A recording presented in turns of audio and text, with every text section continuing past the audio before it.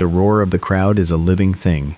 It can be the sound of unadulterated joy, a wall of noise that lifts a player's legs when they are too tired to run.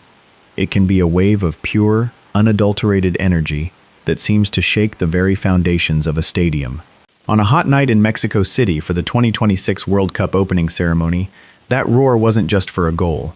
It was for a woman, almost 50 years old, who has somehow, impossibly, become synonymous with the beautiful game itself. As she took the stage, the energy wasn't just anticipation. It was a homecoming.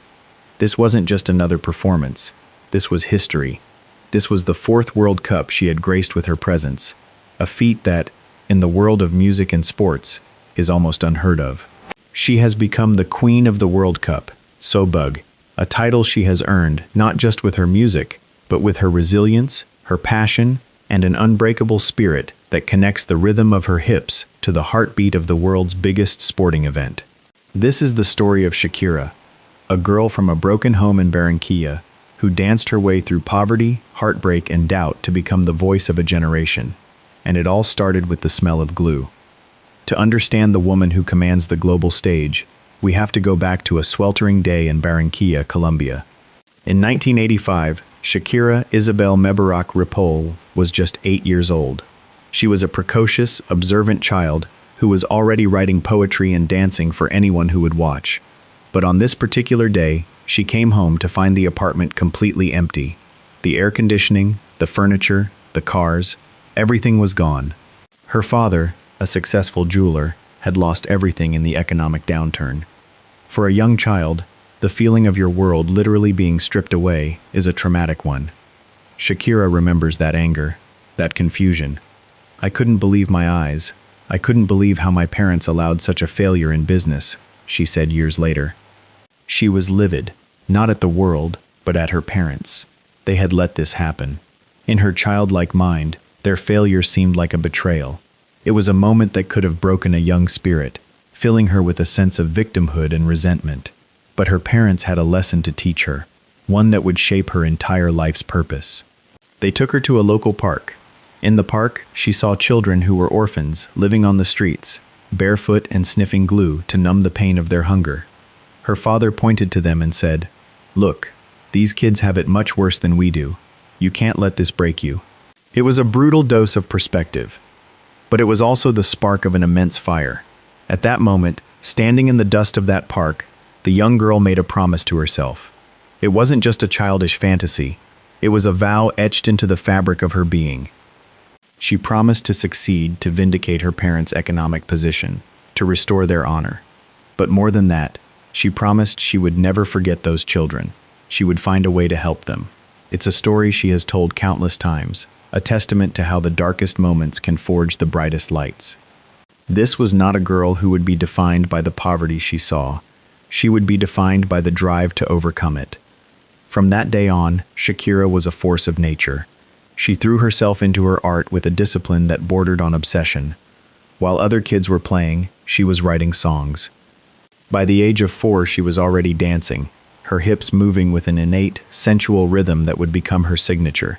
By 8, she had already written her first song, a simple poem that grew into a melody. Her family's financial situation meant there were no shortcuts, no favors to be called in. "Everything I dreamed of seemed out of reach," she would recall. "But inside me there was a compass that guided me, an instinct, and I never stopped listening to it.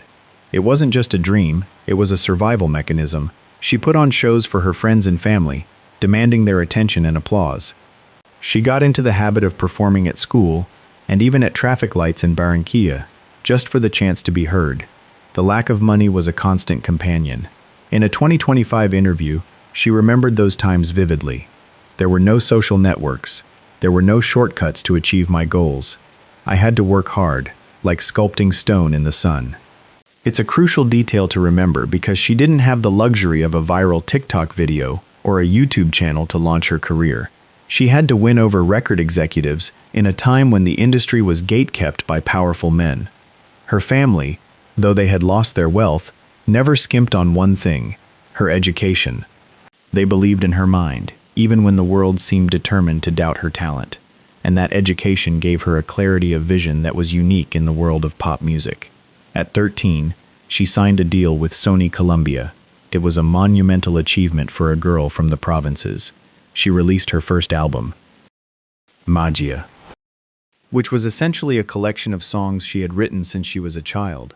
The album, however, was a commercial flop. It sold just over 1,000 copies. The record label didn't know what to do with her.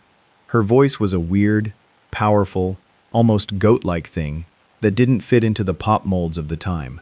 She was considered too strong, too different. A girl from Colombia singing with a voice that sounded like no one else? It was a marketing nightmare. But the failure didn't break her. She retreated, recorded another album, Peligro, which was also a disaster. The label dropped her. She was 15, and she was a failure. I was a simple Colombian girl, belonging to a family that had nothing, she says. Latin music was not in fashion in the rest of the world. It was not heard outside of Hispanic countries. She was a girl with a weird voice from a country that no one was listening to. It was the perfect formula for staying unknown. But Shakira had that compass inside her. She knew that her music was good, even if the world wasn't ready for it. She wasn't just a singer, she was a songwriter, a poet. She started developing a sound that mixed the Latin rock she loved with the Arabic rhythms she had grown up with, a result of her Lebanese heritage, and the folkloric sounds of Colombia. It was a sonic cocktail that no one had ever tasted. In 1995, she dropped the pop of her previous attempts and came back with Pies Descalzos, Bare Feet. It was an album that was entirely her own, a collection of stories about love, loss, and the grit of everyday life. She called it rock with a Latin soul. It was a huge hit, not just in Colombia, but across Latin America. It had finally happened. The girl from the park had made it. And she knew exactly what she had to do with her newfound success. She was 18 years old, and she had not forgotten her promise. The first thing she did was start a foundation, the Barefoot Foundation, Fundación Pies Descalzos.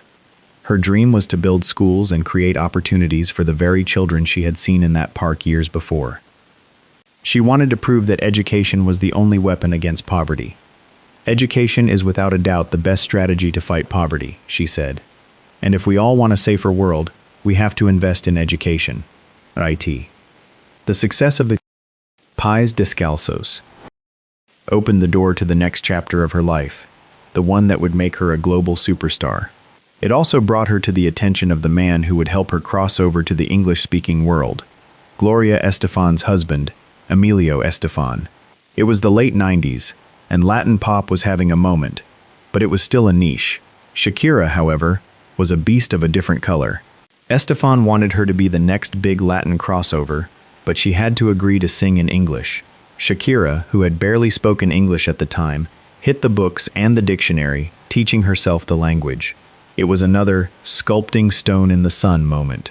She co-wrote the songs, pouring her heart and soul into them, and the result was ¿Dónde están los ladrones? In 1998, followed by her first English album, Laundry Service.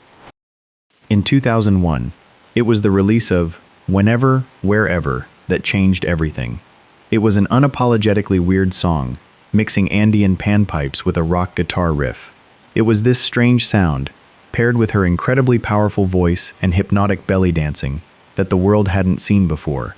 The song went global, selling over 10 million copies. Suddenly, the world's biggest pop stars were looking at the girl from Barranquilla with admiration and fear. She had done it. But fame, as it often does, came with its own set of pressures and complexities. Her personal life became a global spectacle, especially her marriage to Spanish soccer star Gerard Piqué. They met in 2010 during the filming of the official song for the World Cup, Waka Waka, this time for Africa. The song became an anthem for a continent and is still one of the most watched YouTube videos of all time. It wasn't just a song, it was a movement. Their relationship was a fairy tale, a global pop star and a World Cup winning footballer. They had 2 sons, Milan and Sasha, but the fairy tale was not to last. In 2022, after 11 years together, they announced their separation. It was, by all accounts, a deeply traumatic time. She was being hit on all fronts. A messy breakup that played out on the front pages of tabloids, a tax evasion case in Spain, which she eventually settled, and her father, who had been her greatest inspiration, was hospitalized and suffered a fall that caused head trauma.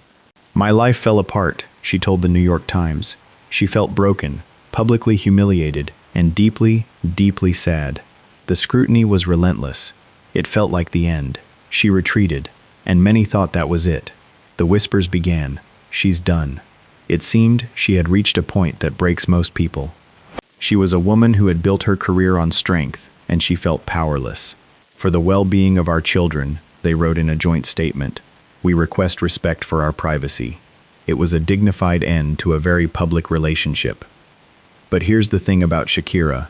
She is a phoenix, and she is a fighter. Her father had taught her to find perspective in the midst of despair. Now, she had to teach herself. The press and the public were hungry to see her fall. Instead of hiding away, she channeled the heartbreak into her art. The result was a string of songs that were both deeply personal and incredibly successful. The song Bzurp Music Sessions #53 was a savage, brilliant dissection of her heartbreak. It wasn't just about sadness, it was about empowerment. It became a pop culture phenomenon, breaking YouTube records, and was widely interpreted as a direct message to her ex and his new girlfriend. She followed it with TQG, Te Quedo Grande, or I'm Too Good For You, with Carol G, a taunting, hilarious anthem of moving on. She was turning her pain into productivity. It was a masterclass in alchemy. "Women no longer cry," she proclaimed with the title of her 2024 album. Las mujeres ya no lloran. Women no longer cry, we produce. The album was a declaration of independence. It wasn't an album about being a victim. It was an album about survival. The 2026 World Cup in Mexico City was the final, glorious chapter of that redemption arc. She performed Die Die with Burna Boy, her 4th World Cup appearance. The energy was electric. She had just come out of a $400 million tour, and she was standing on the world stage, not just as a pop star, but as a symbol of resilience. She had moved to Miami with her 2 sons, leaving behind the drama of Barcelona, and she was thriving. "Becoming a mother makes you stronger," she said. And now, the legacy. Shakira is not just a musician. She is a global brand, a philanthropist, and a cultural icon. She has sold over 100 million records, making her one of the best-selling music artists of all time. She has won 3 Grammy Awards and 12 Latin Grammy Awards. She is the only artist from South America to have a #1 song in the United States. Her influence on Latin pop is immeasurable. She paved the way for artists like Bad Bunny, Rosalía, and J Balvin, showing the world that a song in Spanish could be a global smash. She was doing this long before Despacito. But beyond the numbers, her story is about the power of the human spirit. It's the story of a girl who, when faced with the most devastating blow of her childhood, didn't sit back and cry. She stood up, looked at the world, and said, "I'm going to change this. I'm going to succeed." From the dusty park in Barranquilla to the bright lights of the World Cup, she has lived a life that is the stuff of legend. She shows us that our deepest wounds can be our greatest sources of strength. She has taken the pain of her childhood, the agony of heartbreak, and the pressure of the world, and she has squeezed them all into diamond-like songs that have touched billions. She is the queen of the World Cup, but she is also the queen of the comeback. She is the woman who turned her hips that don't lie into a global anthem for survival. Her impact is undeniable. She has not only shaped the sound of pop, but also has been a beacon of hope for millions. She is proof that resilience is not just about surviving the fall. It's about learning how to dance while falling, and she does it better than anyone else. So what can we learn from the unbreakable voice of Shakira? It's not just about having a talent. It's about having the grit to push through the failures, the courage to be different, and the heart to give back. It is about the audacity to fall and get back up again, stronger and more brilliant than before. It's about the promise you make to yourself in the darkest moments, and holding on to it with your life.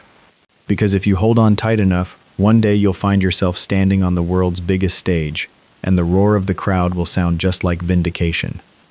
I want to know, which moment in Shakira's journey resonates most with you? Is it the child making a promise in the park? The diva who turned heartbreak into a global anthem?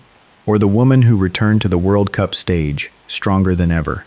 Let me know in the comments below. And if you found her story as inspiring as I do, don't forget to like and subscribe to this channel for more deep dives into the lives of the icons who shape our world.